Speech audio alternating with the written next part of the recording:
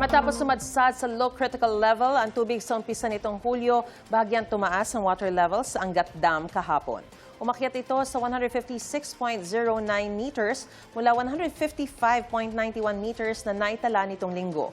Malayo pa rin ito sa 210 meters na normal high water level.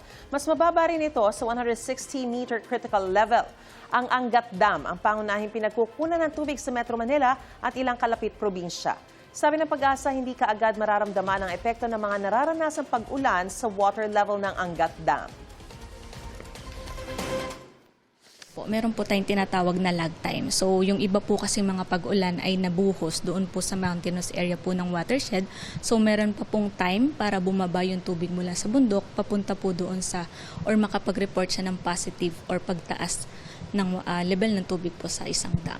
Mid-July to end ng July up to first week or sa start po ng August, doon po nagre-recover po yung or recovery period ng lahat po ng minomonitor na dams po dito sa Luzon.